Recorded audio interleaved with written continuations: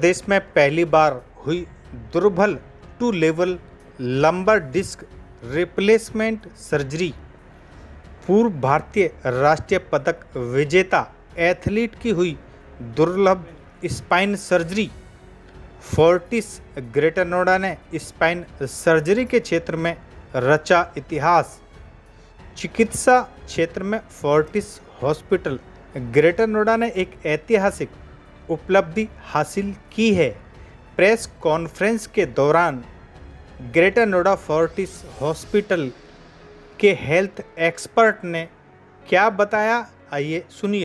6 से 7 लाख रुपए के करीब आता है। त्यागी जी, आपने कहा कि यूपी में पहली सर्जरी ली है, तो ऐसी क्या खासियत है इसमें? इस सर्जरी की खासियत ये है कि अपने आप में कॉम्प्लेक्स सर्जरी है, जिसमें कि हमें पेट के रास्ते से जाके स्पाइन तक पहुंचना होता है, जिसमें कि बीच में इंपॉर्टेंट ऑर्गन्स आते हैं जैसे लिवर, किडनी, स्प्लीन, यूरेटर, और हमें ब्लड वेसल्स जो होती हैं शरीर की बड़ी बड़ी, जिसको कि एओर्टा या वीना केवा कहते हैं, उनको बचाते हुए पूरे पेट के रास्ते से पीछे तक पहुंचना होता है। तो अपने आप में ये सर्जरी बहुत कॉम्प्लिकेटेड हो सकती है अगर कोई दिक्कत हो जाए, क्योंकि सारे ऑर्गन्स आ गई हैं, सारी ब्लड वेसल्स हैं। तो इस सर्जरी को करना टेक्निकली बहुत ज़्यादा चैलेंजिंग है, इसलिए ये सर्जरी कम करी जाती है। क्या कॉस्ट आती है इसमें? बता दी। सर, पेशेंट की छुट्टी कितने दिन में कर दी जाती है इसमें? अगर सब कुछ ठीक रहता है तो 3 से 4 दिन में पेशेंट की छुट्टी कर देते हैं। तो कौन कौन संस्थान है इससे पहले जिन्होंने सर्जरी की है और 4 मेडिसिन की है? एक अहमदाबाद में हुई है, एक डॉक्टर साजन हेगड़े ने करी है साउथ में कहीं पे, और 2 दिल्ली के इंस्टीट्यूट में हुई है, एक शेल्बी हॉस्पिटल में, और एक और डॉक्टर आनंद नायक ने करी है, उनका इंस्टीट्यूट मुझे नहीं पता। यानी इंडिया की 5वीं सर्जरी है? नहीं, मतलब 5 या 6 स्पेशलाइज सेंटर है जहाँ पे इस तरह की होती है। उसमें भी डबल लेवल डिस्क रिप्लेसमेंट कितने हुए उसका हमें एग्जैक्ट आंकड़ा नहीं पता है, बट जैसे डिस्क रिप्लेसमेंट कॉमन है, उसमें भी डबल लेवल नंबर बहुत रेयर है। तो अगर हम एग्जैक्ट, मेरे को भी नहीं पता, लेकिन हो सकता है 5 से 7 ही सेंटर हो जहाँ पे की हुई है, और उसमें भी डबल लेवल हो सकता है, उसमें भी 2 ही 3 जगह पे हुई है। आपको बताया है सर्जिकल कॉम्प्लिकेशंस के बारे में। क्या सर्जरी थी हमारी? डेफिनेटली ये सर्जरी आई थिंक ये हमारे उत्तर प्रदेश की पहली सर्जरी है। इस तरह की पहली सर्जरी थी। इसमें हमारे लिए चैलेंजेस ये था कि ड्यूरिंग सर्जरी हमें जो पेशेंट के वाइटल्स मॉनिटरिंग करना वो बहुत इम्पोर्टेंट था। साथ में ही क्योंकि सर्जरी जहाँ पे बहुत लोग सर्जरी कर रहे थे, ये एक ऐसा एरिया है जहाँ पे मेजर वेसल्स थी, न्यूरोवास्कुलर एंड जो खून की हमारी सप्लाई होती है, बड़ी वेसल्स होती हैं, उसके पास में सर्जरी करें तो हमें बीट टू बीट मॉनिटरिंग की ज़रूरत पड़ती है।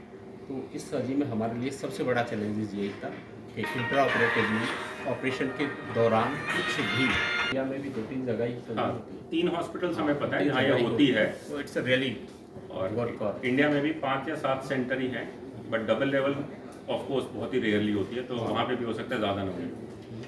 ये सर्जरी यूनिक इसमें भी हो जाती है क्योंकि ये डबल लेवल हुई है। इस सर्जरी के बाद मेरी जो लाइफ रहे वो बहुत एक्टिव रहे, ठीक है, कि मैं अपने जिम में या फिर जो मैं स्पोर्ट्स एक्टिविटी कर सकता हूँ, रनिंग, और इसमें मैं बहुत स्मूथ लाइफ को आगे प्रोग्रेस कर सकूँ। सो हमने उस सब चीज़ों को ध्यान रखते हुए ये सर्जरी उनको हमने सजेस्ट करी थी, और under doctor Himanshu and doctor भूप और गैस्ट्रोवैस्कुलर सर्जन, हम पूरी टीम को थैंक्स करना चाहते हैं कि विद दैट और with the God grace second day में हमारे पेशेंट को हमने अच्छे से मोबिलाइज किया है, वो वॉक किए हैं, ठीक है, and he is very happy कि फ्रॉम द नेक्स्ट डे वो बिल्कुल ही पेन फ्री थे और वो अपने मदद से वो सब कुछ कर पा रहे थे। जैसे एक उदाहरण दूंगा कि नेक्स्ट डे जब मैं उनके घर में हॉस्पिटल में राउंड लेने गया तो अपनी खुद की मदद से ही was able to do washroom, वो खुद से ब्रेकफास्ट कर रहे थे, खुद से लंच कर रहे थे। तो that was a very good thing on the first day. जब आप अपने पेशेंट को जाके मिलते हैं और वो जब स्माइल करते हैं तो जो first gift you receive from the patient is that. मेरे को जो प्रॉब्लम थी L3, L4, L4, L5 L5S1 में, सो प्रॉब्लम ये थी जब जो L3, L4 था that was degenerative disc disease, and जो L4, L5 और L5S1 था वो था लंबर डिस्क हर्निएशन। तो जैसे जो मेरे सिम्टम्स थे वो तो इतने वर्ष नहीं, लेकिन जो मेरी कंडीशन वो बहुत वर्ष थी। मतलब अगर मैं थोड़ा सा भी वहाँ ठंड होती थी, मैं उठता बैठता था, थोड़ी भी ऐसे थोड़ी रॉन्ग मूवमेंट होती थी तो मेरे को 2-2 हफ्ते बेड पे रहना पड़ता था। So my lifestyle was totally very miserable. So then I get Dr. Himanshu's number. So then I talked with him, gave me full confidence that he can do some better for me. I already heard about total lumbar disc replacement, sir you are basically from Canada. Canada. जी। कैसे आपको पता लगा कि greater Noida Fortis hospital में इस तरीका का इलाज हो सकता है? मैंने इनकी इंटरव्यू सुनी थी यूट्यूब के ऊपर, और मैंने मिस्टर राहुल जी से कनेक्ट किया। उन्होंने फिर मैं डॉक्टर साहब से बात करवाई, फिर मैं फुली कॉन्फिडेंट, उन्होंने मेरे को कॉन्फिडेंस दिया, नहीं किया गया। एक बार मैंने उनको पहले मिलकर कहा था, तब सर नहीं थी ये, तब आपने बोला था फ्यूजन करेंगे, और फिर बाद में आपने मेरे को कॉल किया भी ये नई तकनीक आ रही है, आपकी जो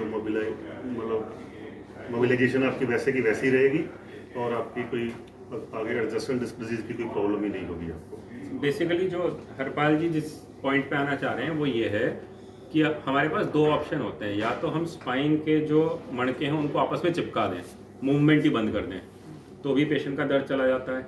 लेकिन उस सिचुएशन में क्या होता है, जैसे इनको 2 लेवल पे या 3 लेवल में डिस्क की प्रॉब्लम है, अगर हम नीचे के 3 लेवल के मणकों को आपस में चिपका देंगे, जिसे फ्यूजन सर्जरी कहते हैं, तो मरीज का चलना उठना बैठना बड़ा रिजिड हो जाता है। जैसे अगर कोई चीज़ नीचे गिर गई तो झुक के उठाना मुश्किल हो जाएगा, स्टिफ स्पाइन हो जाएगी एकदम।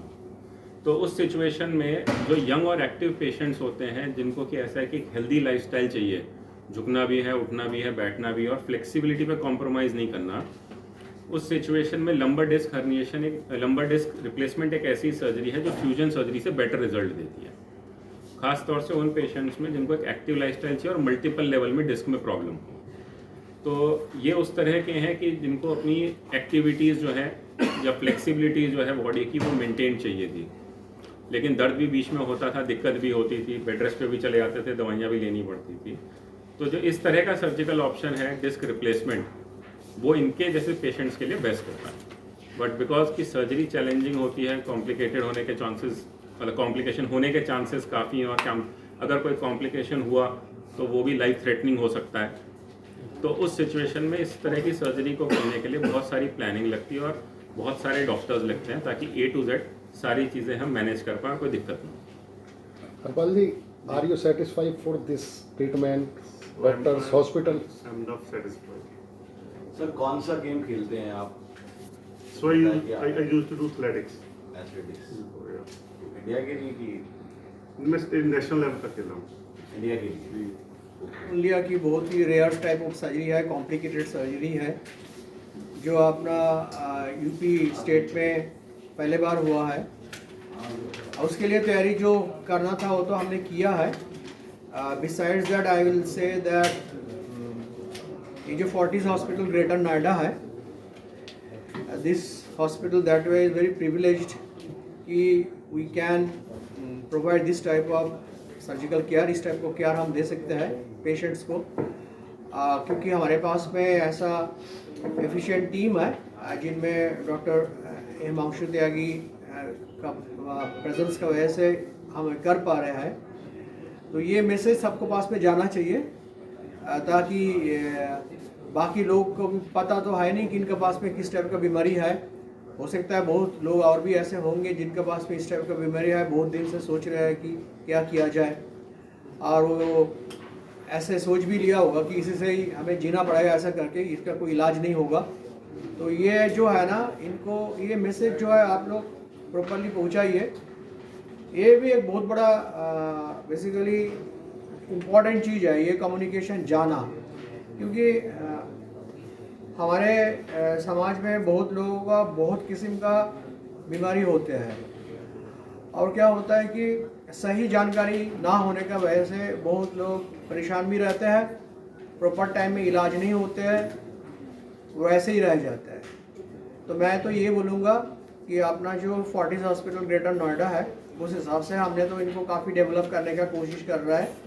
डिफरेंट टाइप ऑफ स्पेशलिटीज़ जो भी है वहाँ पे हम लोग काफ़ी टाइप का जो है कॉम्प्लिकेटेड प्रोसीजर्स करते हैं। ऑर्थोपेडिक्स डिपार्टमेंट हमारा बहुत अच्छे है, तो आप लोग का सहयोग भी चाहिए, और ये जो प्रचार जो है अच्छे से होना चाहिए।